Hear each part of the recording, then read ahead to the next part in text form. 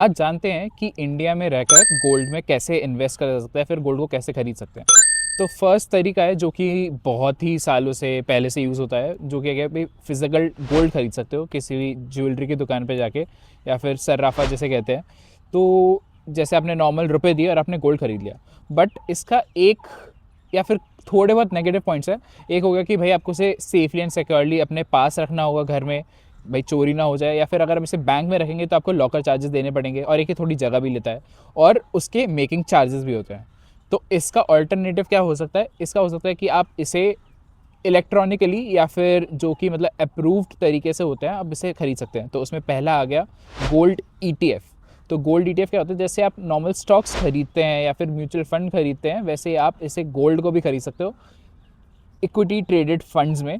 तो इसमें क्या फ़ायदा होता है कि गोल्ड आपको अपने पास नहीं रखना होता, और आप इसे बहुत ही छोटी अमाउंट में ले सकते हो। ऐसा नहीं है कि आपको सीधे आधा ग्राम या 1 ग्राम का आपको सिक्का लेना पड़ेगा। इसे बहुत छोटी अमाउंट से भी स्टार्ट कर सकते हो, और ये बैक्ड बाय फिजिकल गोल्ड होता है, तो इसकी वैल्यू गिरने का कोई चांस नहीं होता। कि मतलब ऐसा नहीं है कि आपने एक दिन इसे आप सेल करने गए, आपने खरीदा है बहुत साल से, बट ऐसा नहीं हो सकता कि इसकी वैल्यू कोई थी नहीं, आपने जो कुछ खरीदा वो फ्रॉड है, तो ऐसा कुछ नहीं होगा।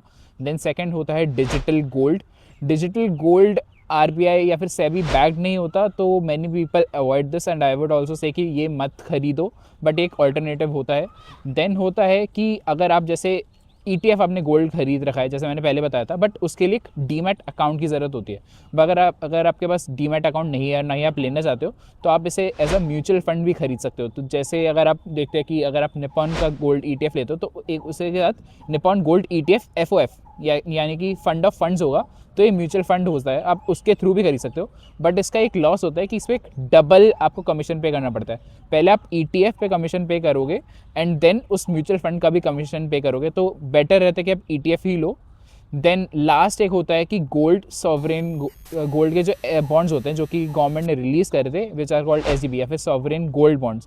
बट ये वही है कि अब आप सेकेंडरी ही खरीद सकते हो, किसी और बंदे से पहले से आप तो आप उसी से खरीद सकते हो, क्योंकि अब ये गवर्नमेंट ने अभी काफ़ी सालों से इनको इशू करना बंद कर दिया है। So these are some of the formats जिसमें आप गोल्ड खरीद सकते हो इंडिया में। Thank you so much.